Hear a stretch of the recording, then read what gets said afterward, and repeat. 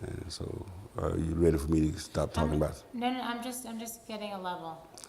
So, actually, when you talk about my direct family, my grandmother, which was my father's mother, was an Imes, Johnson Imes' sister.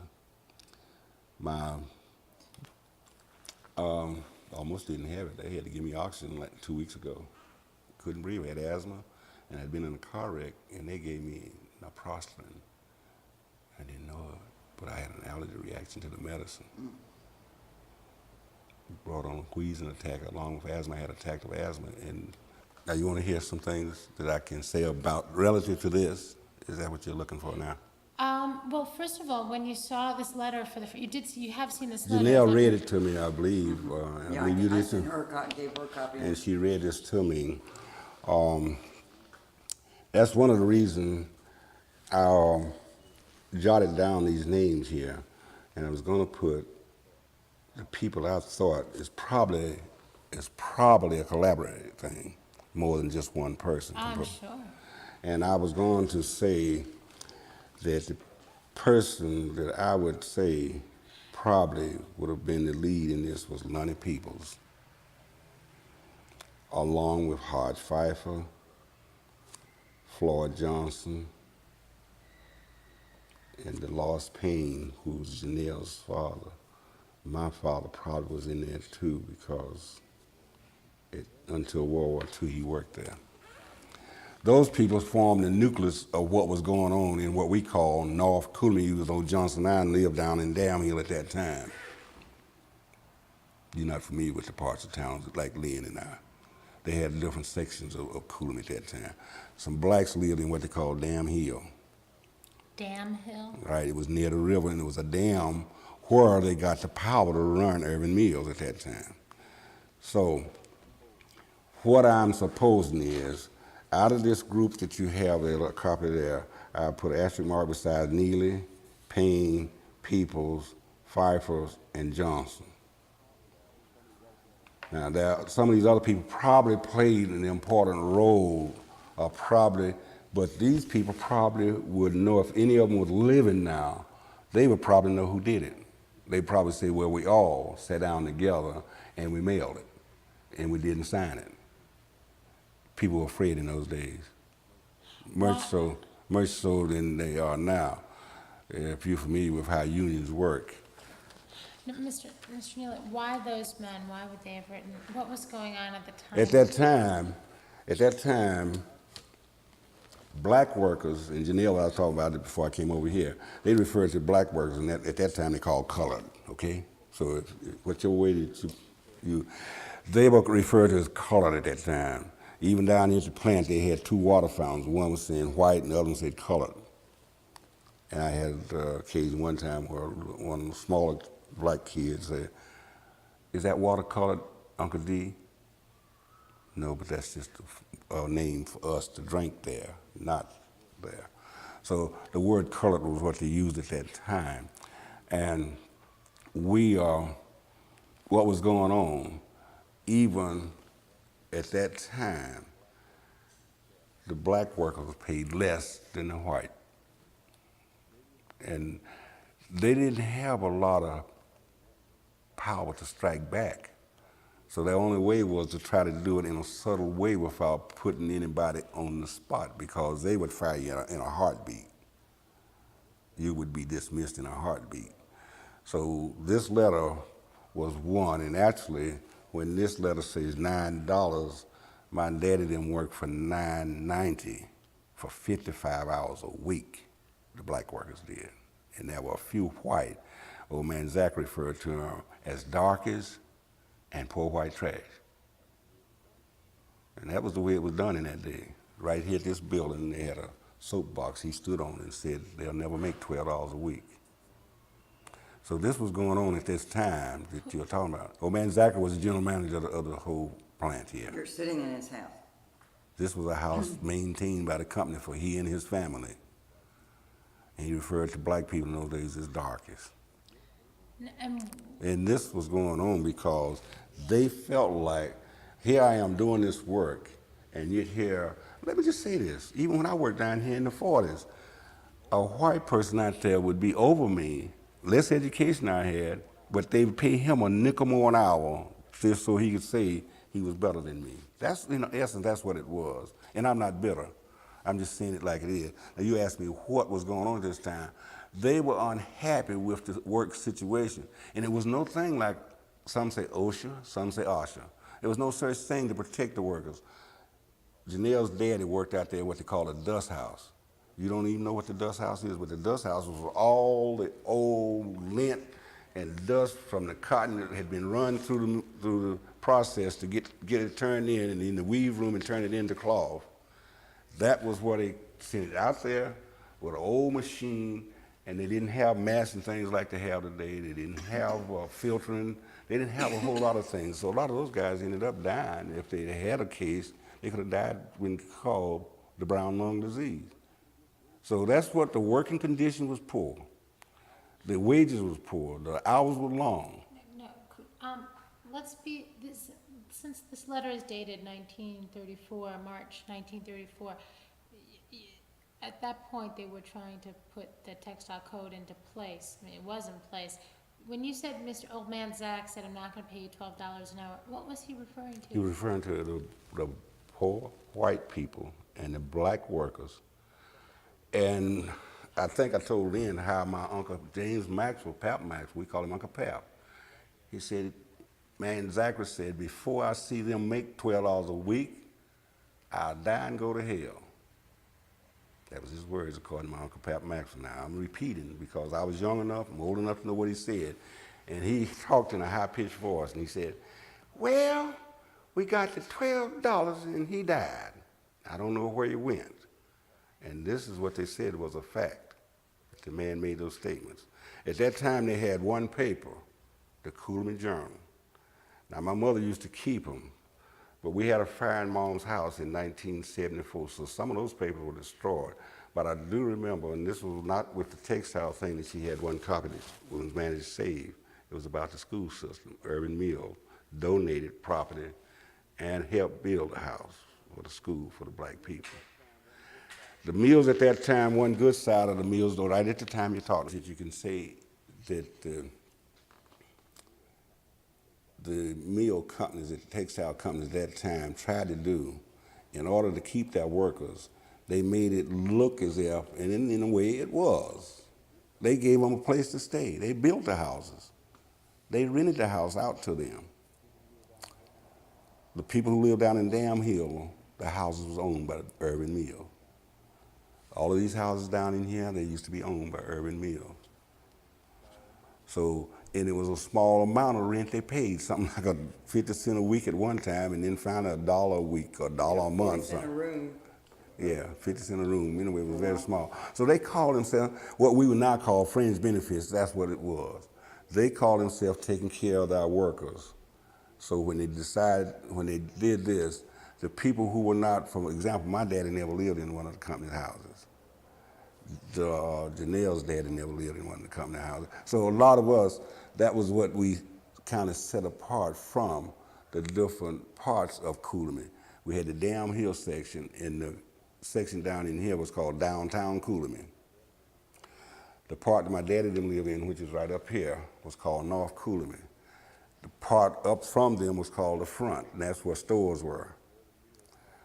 But the Urban Mills called themselves trying to take care of their help. And that's what I'm saying. If you could term any good being done, it was they at least provided a place for their help. So this letter, with all probability, was written with the idea that so many of us don't live in company houses. We do deserve a better pay scale. They probably didn't spell out the working conditions, but they were concerned about that too. I can remember them talking about it, how my daddy said they used to stand out, he worked out in what they call a flat farm, unloading cotton, grading cotton bales. And he said it was nothing for them to stand out there in ice, snow, and sleet if a truck came in to be unloaded. Could you tell me, it says here that there were 50 colored men who were working there at the time. What were the jobs of the black employees? You had different departments. Basically, they were like Janelle and I said, they referred to most of them as hands. Our hands, meal hands. That's what they referred to them. They didn't call them laborers. They didn't call them operators or anything. They had a department called number one. I'll just go right down the hill here was livery stable. The company had horses, and they hauled the garbage and different things. They were in the coal business. They'd haul coal to the families. They had black workers doing that. They would gear up the horses, take care of the horses, and if the horse got sick, they'd spend the night there taking care of the horses. That was called the livery stable. Black people operated that. Old man J.W. Walk was in charge of them, white man in charge of them. But that was one department. They were all referred to as hands at that time. You had also the platform part where my dad worked. They basically unloaded and transferred bales of cotton to places where it had to go. They'd have different grades. My daddy finally got up to the point where he could grade cotton. When they come in, they grade it. They all were referred to as hands. Then they had another department called the shipping department. When stuff was finished and completed, most of those workers out there was black except they had a white person in charge of them. Lynn Fleming, Booker T. Williams became sort of like a second foreman. They were in charge of. Second hand. Yeah, they called them second hand because they had the power to designate where each one of the black workers out there would be working. That's when I started work. Later on, that was way after this. But they were there then. They were in place at that time. Booker T. Williams wasn't down there at the time. Lynn Fleming probably was. But another department was the dust house. That's the one where all the cotton waste material came through. Then they had a department called the, they call it was a furnace, but they call it the heating unit. And that was where you had coals in big heating units, and they had a pit where you had to throw the coals when you pull it out. So that was basically black people working in that because it was hot. Then they had a dye house where they did the dyeing process. They had a white man, Mr. Isley was the boss, but black workers did the hard work. They were all referred to as hands. They had cutting rooms and black workers did pushing the cloth around. Now those are some of the departments that you had at that time. Now, at the time that this letter was written, March 9th, 1934, could you speak in the first person and tell me how old you were and sort of where you were? I mean, in relationship to these men. To these men, I mean, were they people? Did you go and hang out with them while they did their work? Did you only see them when they came home? Did you go to church with them? Could you say, now I was 9 years old, and then just help me understand who you were to them, because Okay. I know you were a little boy. Okay, at this time referring the time frame that you're talking about in 1934, I was approximately 9 years old.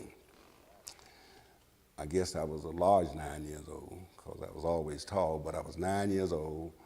And the way I'm involved with this is that Lonnie Peoples and my daddy were considered the two black barbers in town.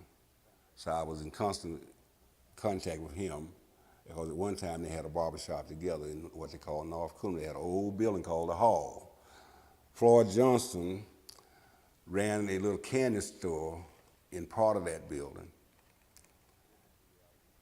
And this is the way I was in contact with him. Lynn Fleming had a part of that building called the Pool Hall. And he had a son, he had a large family. And we were in and out of each other's houses all the time, the Flemings. Willie B. Carter, which was Ethel Louise Carter's father, they all went to the same church along with Janelle's daddy. Dolores Payne is Janelle's father. He is my uncle on my mother's side. Odell Neely, who is one of the Neelys, worked at the mill also. He is my uncle on my father's side. So all of these people, it was almost like family because we all knew each other. And even though some of them belonged to a different denominational church, we didn't make a big issue out of it. For example, the Fifers and the Flemings were Presbyterians. I was Baptist, and some of the other people were Methodists. But when we had service, we all would go to, for example, most of the churches had services on a certain Sunday, like Coolman still had that services on the second and fourth Sunday. So we all alternate going to different churches. We'd have Bible school together during the summer, unfamiliar Bible school. So actually, Lonnie Peoples, Miss Queen Peoples never had children, but she would have ice cream and suppers for kids. Stuff Miller, we called him Stuff, his name was Arthur Miller. His wife, Essie Miller, would cook and have all of the young people in town to come up. So it was actually a community thing, and we all knew each other. We all fraternized or socialized together. Okay, now, be 9 years old. You're being too old for me. Be 9 years old, and if you could condense this story, because it's very interesting, everyone's connection, but if I would need you to, I'm gonna She need you wants to. sound bites. I need you to be a little 9-year-old boy hearing these, knowing that these adults. I remember them talking. Yeah, I mean, Yeah. knowing that these adults. By the way, I'm gonna make a copy of this tape so you can have it for your archive, because Good. I'm sure it's. Is this the 'Cause first my time that you've cameras been did. getting you've gotten the Black History for the town, or?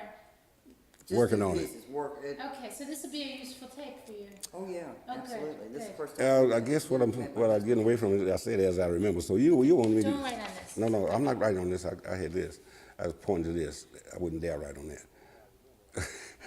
as I remember, so I really can go back to, like I quoted my Uncle Pat Maxwell, okay? Okay, So actually, knowing this and hearing the people talk about it, I believe it was just a one-day strike for Coolman and National Guard and all of that. And we were afraid. And you could hear your parents, like my daddy would be hollering, well, I'm just not going to cross that line. And I'm not going to take no trash. And that's the words they would use. And you know, I'm 9 years old, and I'm trying to figure what is this thing called a strike. In those days, we didn't know what a strike was at 9 years old. But then they would try to tell us, we want more money. That was the main thing, we want more money. And I could hear them talk about it. And they would get together, and I'd be listening to them, and I would hear my mama say, well, she called Daddy Shorty. Shorty, you ain't gonna go out there if they tell you not to go to work. Those are the kind of things that was happening in those days with me. So I can remember my brother was 2 years older than me. And I can remember him saying, well, we ain't gonna let Daddy go to work. And how you gonna keep a man from going? But anyway, I would say that it was a time that we all, and I was really upset. I was wondering, what is this thing called a strike? I was wondering, why do we have to live this way? I was wondering, what's gonna happen to me? What's gonna happen to my family? What's gonna happen to Mom and Dad? What if something happens to Dad? So all these kind of things were going through your mind at that time. Now, Can I ask yeah, a question? please. What did y'all think of Roosevelt? What did the folks over in North Cooley think of Roosevelt? What was the talk about Roosevelt? I can remember, and I can remember even to the day, but I'm gonna remember as a 9-year-old, my daddy was a registered Republican, and he said, well, Hoover didn't do all of this to us. And you'd have a lot, my daddy was one of those people who said, one man didn't do this to us. But basically with the CC camp, conservation, Civilian Conservation Corps? that was one of the things that came about, and that we were trying to understand what it was. Then they came out with WPA, which I didn't know what it was at that time, but it was supposed to be a work program to help people out. And there were many of the people, the older Fowlers and people older than me, a lot of them got work with that. And we didn't understand, but with the Roosevelt administration, there were a lot of people who hooked onto it and said, this is our hope for the future. So was the black community switched somewhere a couple years into it, there was a switch. There was a switch over, And Dad couldn't understand until he really got down sick how he had two boys and they both were registered Democrats. But he fought through that. But at that point, I would suppose at 9 and 10 years old, I was just amazed at what was happening. And believe it or not, at that point, some of the whites who had been real friendly started not being as friendly. For example, we used to get our buttermilk and milk from Molly Rodney right up here in North Coolamy. And a lot of times she'd tell us, I ain't got no more eggs, you know. But that was part because a lot of the blacks were coming right out and saying, we want to strike, we want better wages, we want this. And believe it or not, in those days, people would just freeze you out. It was just like what we know as of today. So you must be leaping ahead some, because at that point, if the blacks were saying we want to strike, that must have been later on when they were organizing in the... When I leap ahead like that is, I mean, the blacks couldn't have been wanting to strike back at this period of time. Could they have? we were not as militant at that time, I don't believe. Okay, I didn't think so. We weren't not as militant, but they were saying this is the way we need to go. We've tried the other way. There were plenty of white people here the whole town honored the strike the first day. And because Coolamy Mill had not been stretched out yet, like Gastonia and all the other places, when the KP Lewis came and appealed to people to go back to work, they went, not because they had no gripes, but because they hadn't been stretched out the way they were to be later. Mm-hmm. And that's when the union came in 38. So that's when, there were plenty of grievances back. But that's why I'm sure when the blacks were getting more involved in the union in 38 or 39, right? 38 here. Right, because I know, Don McKee, who was an organizer at the time, was organizing here, and he told me that he actually tried to have an integrated, he tried to have the first integrated union meeting, I guess, here. And that didn't work, so they organized the colored sub-local. Right, it didn't work.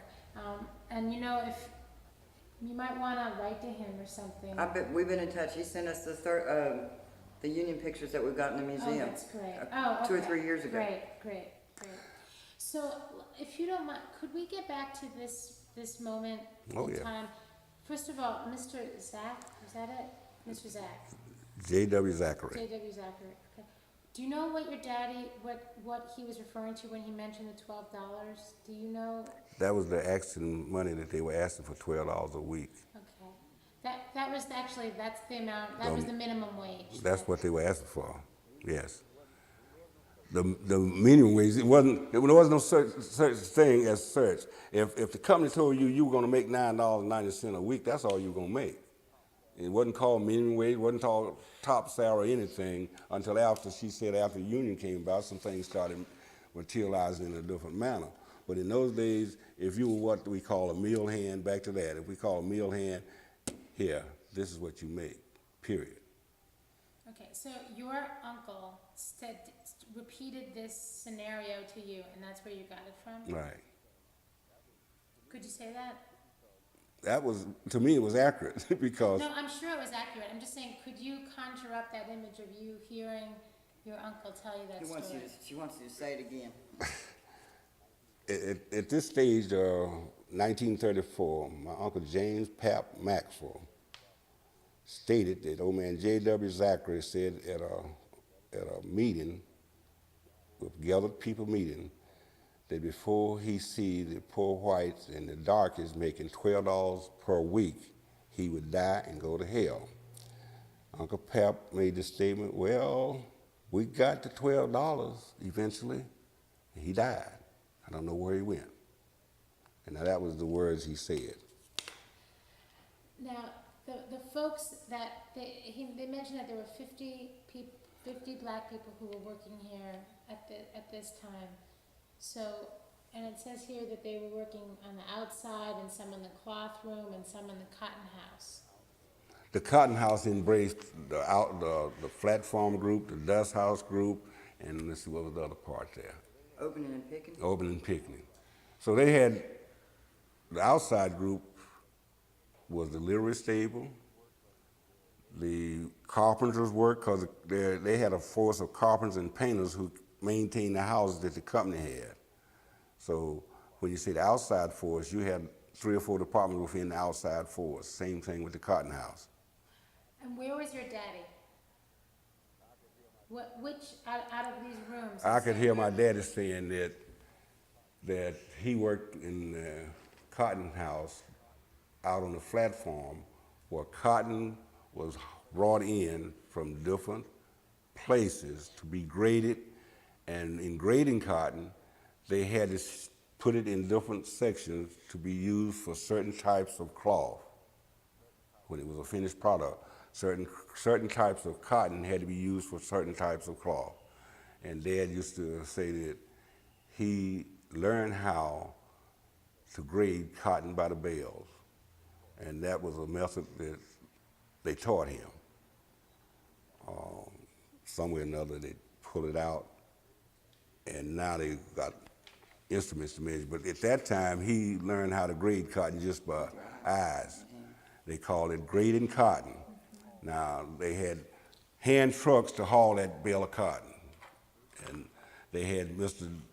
J.W. Zachary's son, Tom Zachary, was in charge of the platform group. Now, you wrote here that first of all, where did the men meet and talk? I mean, do you remember being with them when they were meeting and talking to each other? In the old school building is where they would form, and they met from house to house. And a lot of times these were meetings among them without anybody else outside knowing what was going on. They would either meet at my daddy's house, Johnson Imes' house, Hodge Pfeiffer's house, Floyd Johnson's house, and Dolores Payne's house. Basically, that's where they would meet. And then finally, well, later on, that's when you get into the union then. Now, But right at about this time, that's where they met mostly at homes at that time. So it's very important to me. I'm gonna be hard on you on this. Not hard on me. Was it 1934 that they were meeting like this, or was it later? I mean, could you really remember them meeting at that time? You can place it. They organized a Young Men's Social Club. Now, this is probably coming around about the 38th then. That Young Men's Social Club was probably at that time. But the seeds of that Young Men's Social Club grew out of this, what you have there, I'm sure. I would be willing to say that these people had some ongoing conversation among themselves. Now, to pinpoint and say, was it the latter part of 33 or the early part of 34, but I'm sure some of this went on prior to the writing of the letter. Because I'm sure you're right, because this represents organization. And it's just like my wife was saying, well, who would you think might have helped him? I said, I don't believe, I said, the nucleus of this thing here, with the names I have here and with the asterisk marks I put on my sheet here, I would say any one of those people could have written the letter, but I would say it more or less was a group letter. No, they typed it. And if somebody typed it, I would say more than likely Prudence Johnson, Floyd Johnson's wife, helped them to perhaps get it typed. Now, who? She had a daughter named Emma that might have been able to type, because Emma was in my class in high school, but she was only 9 years old also. Did they have a typewriter? If anybody in Cooley had one, they had it. So I'm saying that if any lady was involved with it, now Lonnie Peoples probably had access to anything too, but he was Prudence Johnson's brother. Yeah, Janelle mentioned him doing typing work for people later on in later years. So I'm saying that Lonnie and his sister probably, because old man Peoples was considered one of the blacks who had things that other blacks didn't have. Now, what gave this community so much unction? Gumption? Yeah, gumption. What gave them the courage to speak out like this? In my belief, that at that time we had a rich heritage when it came to wanting to better our stature in life. These people had a lot of drive. They had to survive. They had a lot of drive, and this, I think, rubbed off on most of us. Lynn Fleming had a large family, and there was only two of us. But at that time, we could see so many things. Almost everybody worked at the mill, black and white, except the ones who was on the upper echelon, worked and farmed also. My daddy raised his own pork, which was a big diet item for blacks and whites in those days. Pork was one of your main meats. You raised your chickens, and almost all the fellows worked in the mill, the whites, they raised their potatoes, they raised all the stuff out of the garden. You didn't have freezers, so you canned almost everything that could be canned.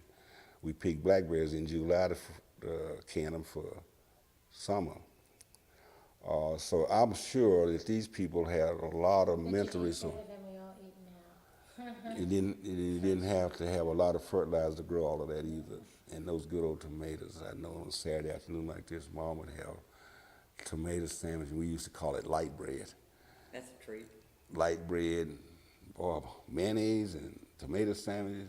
That was to get off the diet of cornbread and biscuits. And- Yeah, light bread was a treat. And Sliced bread, Look, right? yeah, Store-bought bread, right. Right. and light bread, tomatoes, and a big old pitcher of lemonade, homemade lemonade. Sounds good to me, okay. Okay, I'm getting away from it. That's okay. But anyway, I would So- say that they had a lot of drive and a lot of desires, and the most of them, what even today we still say we want our children to have a better way of life. So they wanted to Did, create a better atmosphere for growth for their children. Good description. yeah, did the black community were they in connection with, did they hear about the NAACP? Did they hear, was there a black minister who might have been in connection with, Not at this stage. no? Probably in World War II was when we started doing it. Right about the time, 38, I guess, was when people like Reverend Cross, who was our pastor, Reverend Massey, whose wife is still living with Reverend Massey, that he was the Presbyterian minister. They had a mission in that hall building that I'm talking about up in Cooley. So these ministers were after this time. Okay. Not too many. Dad had one, and I can remember. Wait, can you say radios? Because I missed Lynn's question. Not many blacks had radios in those days. Willie B. Carter, which was Ethel Louisa Carter Payne's father, people used to go listen to ball games on his radio, because didn't many people have radios. Dad had one. I'm sure Floyd Johnson. Not many people had radios. Your papa had one in his house? Yeah. Do you think he had one when Roosevelt was making his fireside chats? I'm sure he did. I'm sure he did. Did people come to your house to listen to the radio? We'd have a house full. Willie B. Carter's house would be full. Lonnie Peoples' house would be full.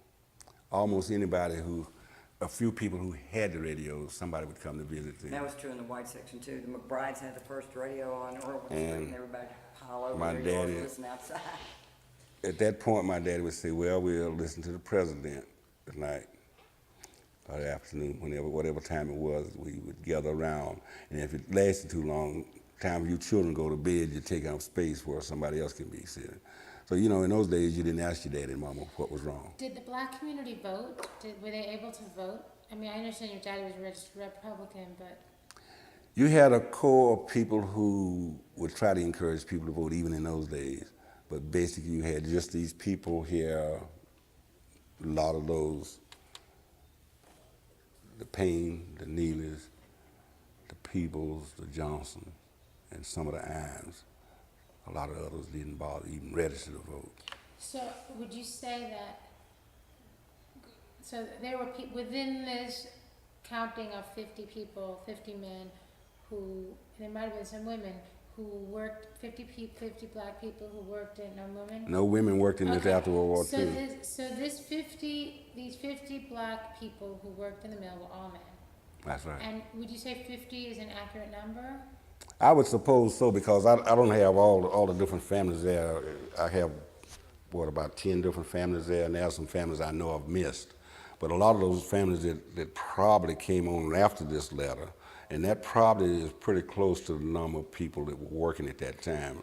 I would say it's The close to company also had some black families living on company farms. Yeah. There was a whole group of black people that were brought up from Georgia to work on the company farms. There were white people on the company farms. Tatum Farm. The Tatum Farm, What were there was they- one what over were they Rowan, growing? one the company farms here grew cotton. For the mill? Yeah, although they needed much more cotton than they could Yeah. ever grow. 'Cause they had a cotton gin in all Moxville at that people time. grew cotton around here. They had a cotton gin in Moxville at that Right. time. Right, we had gin, Mr. Charles's gin up in North in near Greasy Corner, in Jerusalem. So the whole cotton market was brought up by this mill, and then they still had to get more in on railroad trains. But company farms grew cotton. They grew corn, oats, wheat, stuff for the horses to eat, all such as that.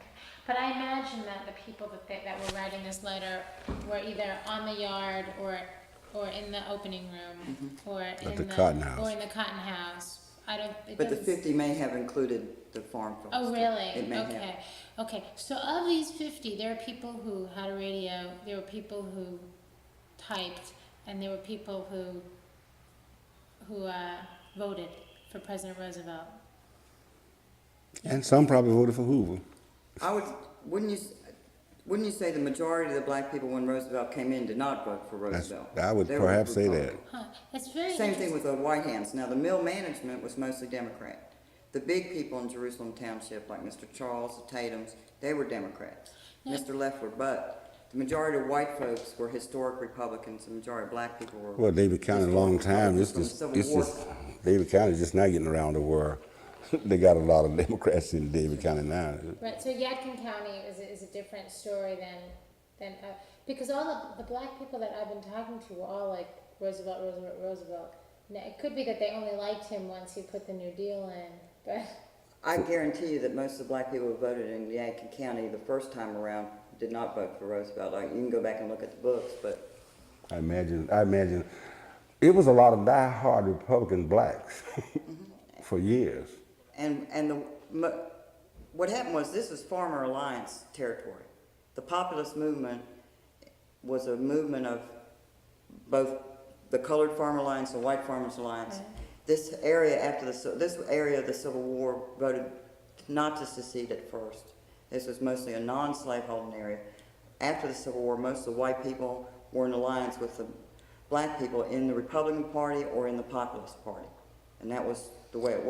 stayed until the first few years of Roosevelt. So this is a very unique county. This, Yadkin, Wilkes, Wilkes was Republican when I first went to work in Wilkes. yeah. But it might be really, like, I've just been in Georgia, so I'm sure it was really different than the county in Georgia that I was just in. The Georgia, after the populist movement split up, Georgia went Democrat. The white people in Georgia went Democrat. Black people are still Republican. So then I've been asking the wrong questions, because they've been saying, oh, Roosevelt, he was a great guy, but they could just be talking about That's in retrospect. New Deal. So when, Daddy King was a Democrat, a Republican in Georgia, even at the start of the Civil Rights Movement. So that'll just tell you. okay, wow, I didn't know Almost that. all the black people who voted Republican. And then, Cleveland, North Carolina, March the 9th, 1934. Honorable Hugh Johnson. Dear Sir, as an employer of the Urban Cotton Mill Company, Coolman, North Carolina, I feel disposed to inform you of the following. Around 50 colored people work for the above-mentioned company. Some on outside work and some work in the cloth room department and some in the cotton house and draw for their labor $9 per week for 40 hours. We are under the impression that we should draw $12 per week under the code. As practically all these men have been working for this company for a long time, it is not our desire to cause any trouble in this matter, but we are entitled to more wages under the code. Then we desire you to have your representative to check up on the above company and see that we get our rights. Signed, employer of the Urban Cotton Mill Company, Coolman, North Carolina.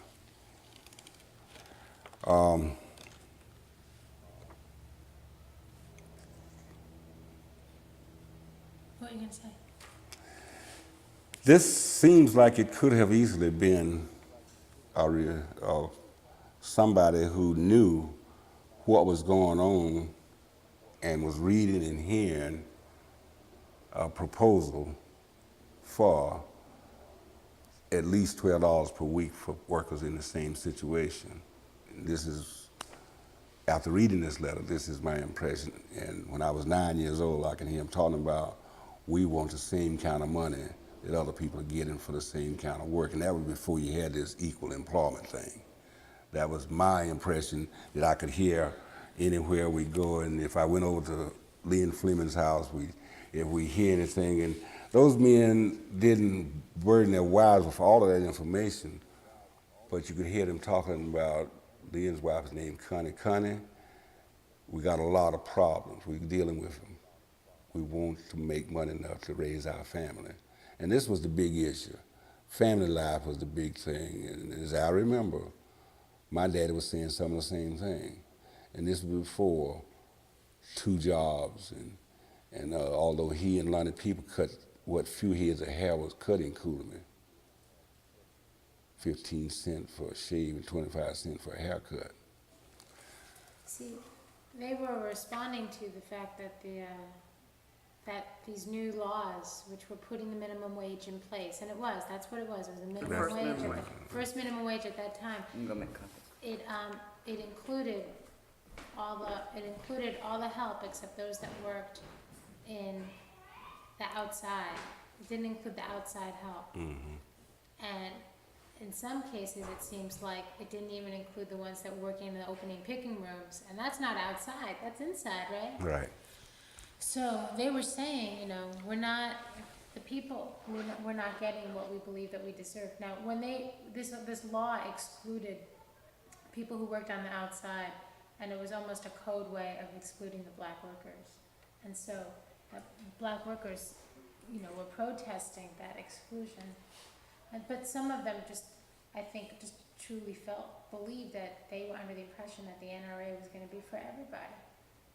Well, you know, this is what. So does this put some of those pieces together for you?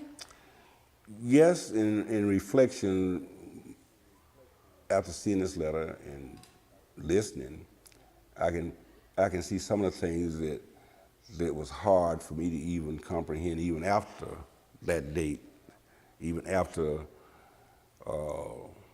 38 when the Union became in existence, and after World War II began. My dad left the mill at the World War II. I guess that's when they had the strike, because he didn't go back to work, and they were going to take his seniority and vacation pay and all that, so he just said, I won't go back, period. And he never did go back after that strike. The That was company fired him? They were going to take his seniority, so he just resigned. The company was going to take his seniority because he was part of the union? They had this thing when they announced that if the whistle, they had a whistle, horn that you could hear all over Coolman nearby, and they said once now this is not this one-day strike, but this was a strike that they had after during World War II, because that's when my daddy left Irving. He was one of them he didn't hear the horn. He was in Salisbury somewhere. So when he came in, they told him the strike was over, and when he went to work the day after the strike was over, now that's talking about the other strike. Yeah. He did not go back to work. He just said, well, 45, 46 strike. yeah. He said, I will not go back to work and lose my seniority. They had a little vacation pay or something coming. He said, that means I don't have that 1 week pay or whatever it was. So he didn't ever go back to work after that strike. So do you remember your father talking about the strike here? Did you see the guards here? Did you actually see them camped here? We saw the vehicles that brought them in, and that was a marvel. But our parents would tell us to get back. We don't want any trouble. We don't want you involved with this. So the young people like me, 9, 10 years old, and even some that was 12, 13, 14 years old, were told to stay away. Actually, the adults tried to stay away. I can remember in other towns where it was much worse than it was here. Not only did the National Guard come out, there was some head bashing and people slashed and killed. It didn't happen here, and we were fortunate. Could you tell me your, point of view of the Mill Hill and the Mill Village and, I don't know, what you or your community perceived, you know, sort of the mill? The You mill know, community to be like? I guess we lived in an age where we accepted things that, as they were. We tolerated things that we knew were, and I'm not going to use my words as a guidance counselor now, but we accepted things and we just knew that there were things expected that you didn't even question. You just didn't question those things. We would go down to the black neighborhood called Dam Hill and play and go down on the river. And Lord knows you couldn't do that now. We would put on a pair of those cut off overalls, we called them, cut them off. And our parents didn't know it. We jump in the river and swim. Wasn't no swimming pool for us. But we had that kind of thing. We just accepted it. We went to the drugstore, and old man Hall didn't question you being black or whatever. He served you. Of course, we went on outside and drank our soda. That was the one drugstore in town. So we just perceived that, hey, this is the way of life here. Did the black women work as domestics? That was basically all they did. Now, my mother worked in the school cafeteria. When they finally started serving meals in the cafeteria, now this is after this date. Okay, but what about at that time? At that time, you either worked, my mother, at that time, as this letter was written, they had a hotel here. And the workers, like managers of different departments, they lived in the hotel, company hotel. It was run by the company. School teachers. And school teachers lived there. Mom would have me and my brother to pick up Man Inscore, Sam Carnes, Scotty Wands. Those are some of the leaders there in the plant. Their clothes, my mother washed them at home. Didn't have no washing machine either. You had a wash pot, you boil those clothes in. Starch those shirts and iron them, we bring them back to them. That was it. That's the kind of work they did. Elder Louise Carter was still doing that until she finally was hired down here at Burlington Mills. That was way after World War II. So most of the black women, even those whites who managed to make just a few dollars more a week than the blacks, would pay somebody $2 or $3 a week to cook their one meal and take care of their children during the day. Now that's what was going on with the black women. You washed and ironed. And before you got electric iron, you had to heat your irons. You never seen one of those, have you? Got one in the museum. And my mother used to sweat over those clothes, and now the advantage out of that,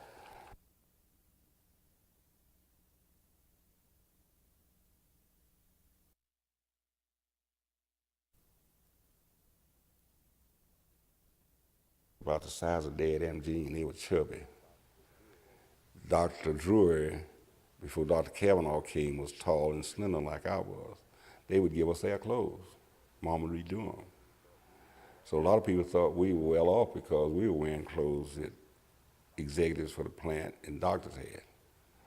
But Mom would redo them. So naturally, the black women worked in these houses for the more wealth. Dupree's was one of the bankers. Before Mom went to work at school, she worked for Dupree's, who was a banker, and she worked in his house cooking. So these white mill workers who weren't making very much were able to have housekeepers. Basically, some of them. I said some of them. Most of the ones who did that, the husband and the wife both worked in the mill. See, they were white, so they could work in the mill. And they were potato and pinto beans and fatback meat people. So you cooked their meals. Now with garden, they grew the garden. So the black women would cook the string beans and the corn and have them done when they came home from work. And come on home and do the cooking and stuff for her own family. If she had older kids, they did that work while the mama worked and the daddy worked in the mill downtown. So yes, the black women were domestic type workers. Now, was it hard to get a job here? I know that public work was a very coveted thing, so they couldn't. How did the black community get the jobs here? Was it a difficult thing, or did they know them from way back, or had they sharecropped with them? The biggest thing with a job at this time, and even up to prior to World War II, the biggest thing was that if you showed up at the right time and they needed work and somebody laid out, they'd hire you. That's the way it was done. They didn't have no real cut and dried personnel department. You show up and the boss man out there, like Tom Zachary, I just use him as an example because that's what Dad and flat farm workers work, the cotton house people. Show up and somebody laid out 2 or 3 days, they say, well, we're going to let him have a vacation. Hire somebody. Somebody show up, well, Dad's brother, Norman Neely, got a job that way. Hadn't had no job for years. Showed up down there and Dad said, well, I got a brother who needs a job. Tell him, come on, start work today. Well, no, that's the way you got a job. Somebody told you. Somebody told the boss man, hey, you need a job? McConaughey's and the Myers, I don't have that name on here, but all of those people just about got jobs by old man Isaac saying, I need another man. And old man McConaughey, Mel McConaughey would say, I got a son named Bud. Bud got a job. And that's the way it was. For the whites. In other words, the Wood family, old man Wood was a loom fixer, and it happened that most of his sons, and Draper Wood, who was with the union after a while, and Frances, their daughter, they'd end up in the weave room. And that's pretty much, if your dad worked in the card room, most of your sons or daughters ended up something like that. Hall. And in that hall, Mr. Lunny People and Dad had a little place they called their shop. Right beside of it, in that same place, was a little, well, wasn't about as big as that. Floyd Johnson had what we would call now a sweet shop because he sold sodas, candy, and stuff of that nature, snacks. So this was all under one room? Yeah, Under all room? one, and up, sort of like upstairs, like was where Lee and Fleming had a pool room. And when they finally called it a mission, they had a room downstairs where the Presbyterian minister would come from Moxville and Vernon, Mount Vernon over here, and have services. But when you were asking me, I can see my daddy coming in, and they usually didn't cut hair except start maybe on Thursday, Friday, and Saturday. They'd have Thursday evening, and most of the haircutting was on Friday night and Saturday all day till they didn't have no hours. As long as somebody needed a haircut, they cut their hair on Saturdays. But finally, way later on, they moved their shop, Mr. Lundy to his house, Dad to his house. Okay, but when they were in that hall, was that a place where people Well, that was congregated? gathering. The ones who wasn't getting a haircut would sit there, and even in nice weather, they sit outside and play checkers. They had games called Pedro. I don't know how they play that. When did They have had card time- games. When did they have time to be working, to doing that? If they were working all the I'm time? trying to tell you what would happen. The guys who wasn't building a garden, wasn't doing something like that, when they got off from work, when the sun was still up, they came in and didn't have no night plows either, no lights to plow with. They tended their garden on Saturdays, and it was a no-no on Sundays for us church row people. But they would cut hair Friday, Saturday mostly. And the other people who didn't do that kind of work, they didn't have these second jobs like they have now. They'd come in and do their garden work till it was dark. And some of them would get up, if they were going to work at 8 o'clock, see, some went to work at 6, some went to work at 8, different times. Finally, they had a second shift at 2 o'clock. The people who were on that 2 o'clock shift did a lot of work before they went to work because they didn't get off till 10 at night. The people who worked from 2 o'clock, when they got home, they might take an hour or so if it was real hot. They'd end up finding time to do their gardening, and most of the time the women didn't have cars. You only had a few people who had cars, so you did your shopping.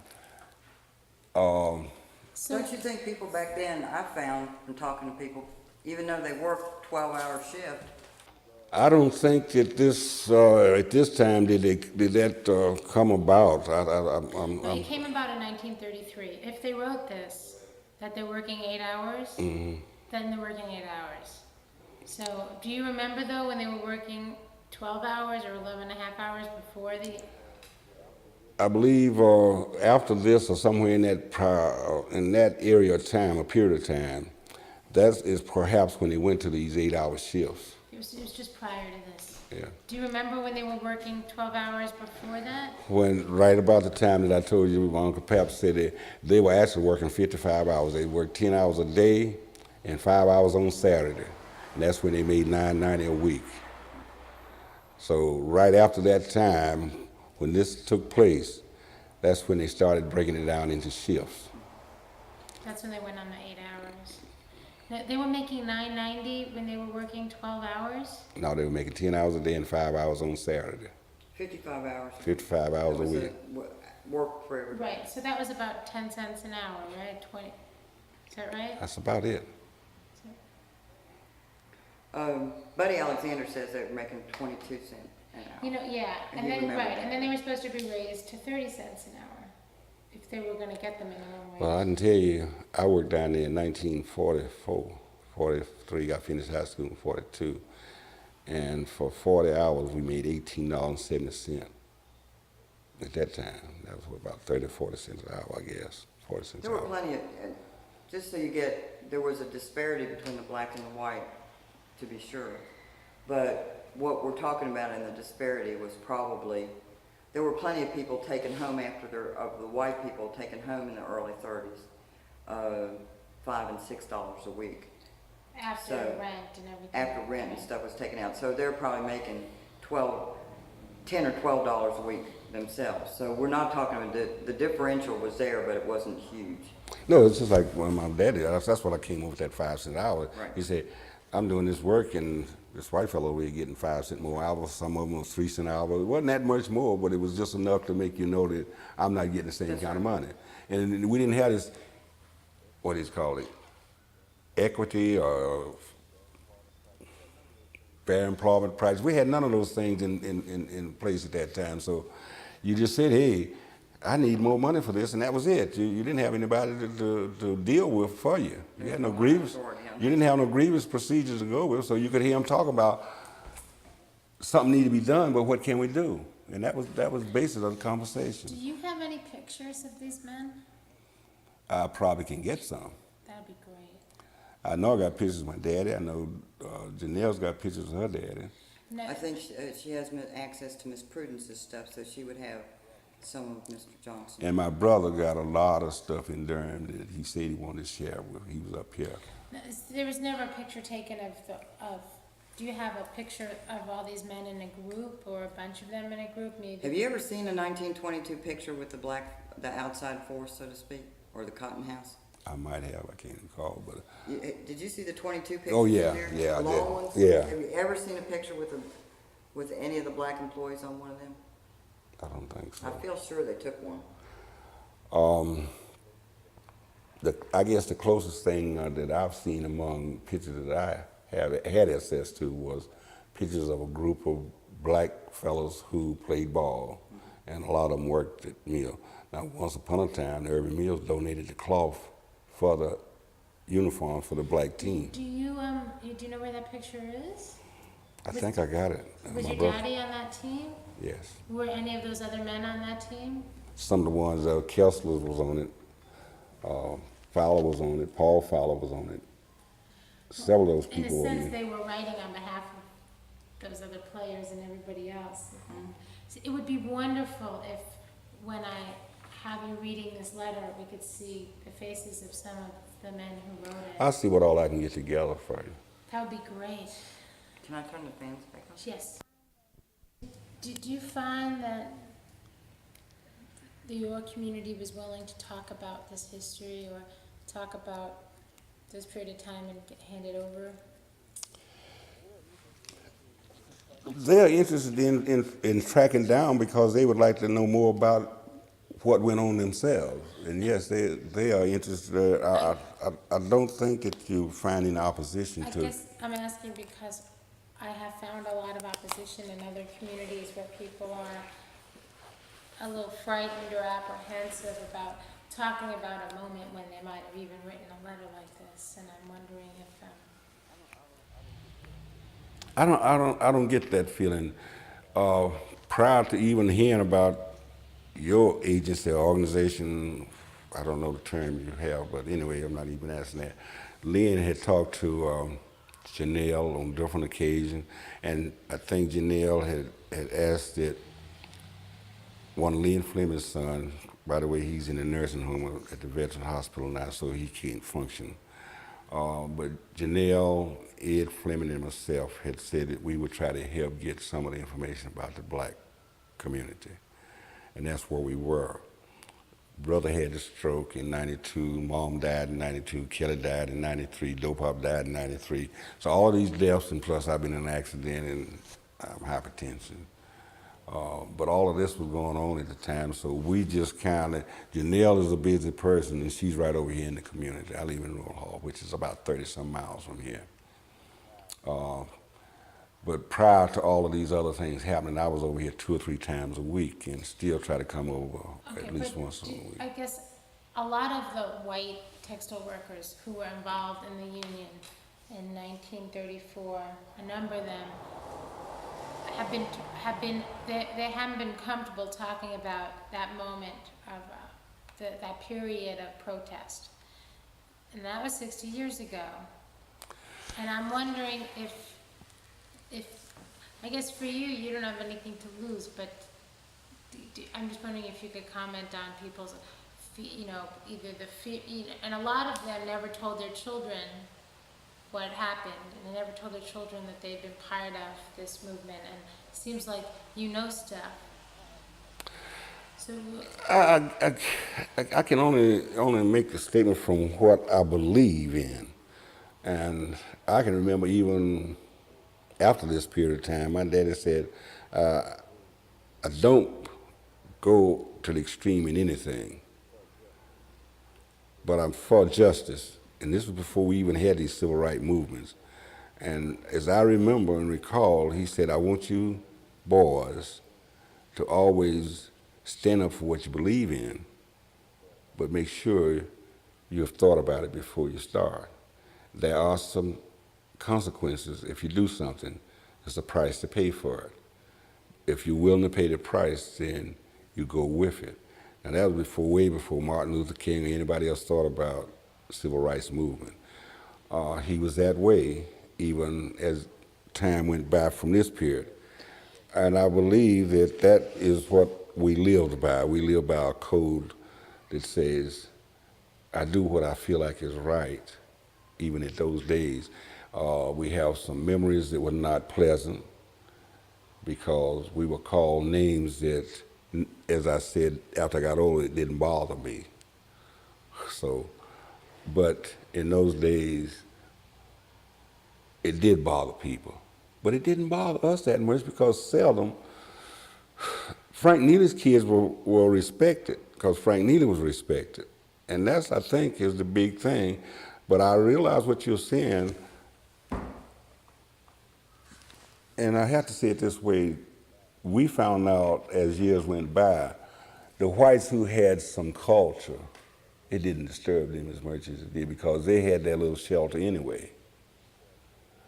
But the ones who felt that it was being threatened was the lower echelons in the whites who still hold on to it. We caused them a lot of problems. They had to face it. And that's just the way it is. That's the way it was, and that's the way it is still with some of those that you're talking about who still hold a little malice, and I don't have that.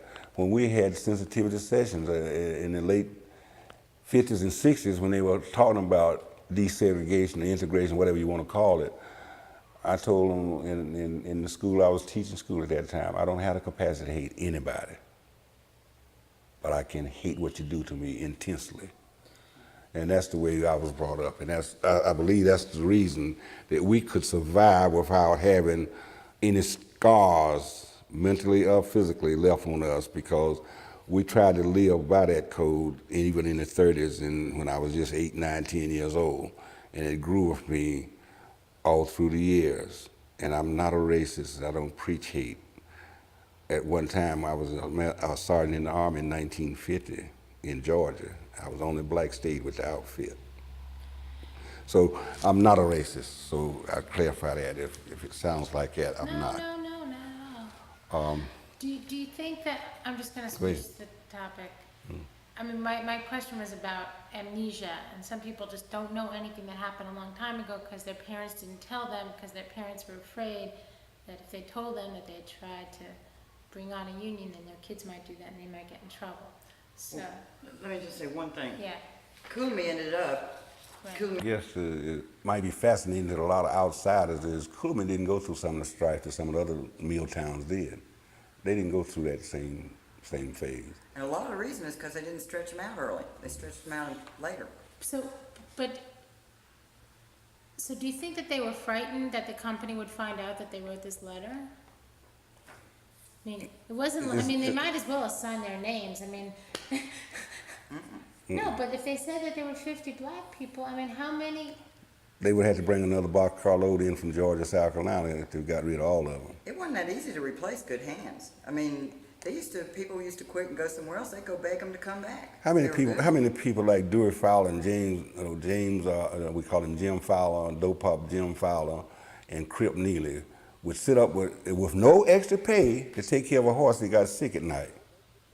They wasn't gonna fire those kind of people. Or clean out all the outhouses, outside toilets. I mean, but they didn't sign their names. Why didn't they sign their names? Have you been keeping up with letters that come in sometimes to the newspaper? They don't sign their name. A lot of them anonymous for reprisal. You know, you don't. You know, I'll give you an example. You don't have that on now, do you? I do. You want to turn it Well, on? no, that's all right.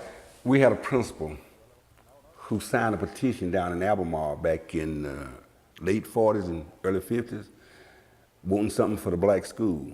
He signed a petition. They got it, but he lost his job. That's the way they worked. The people got it.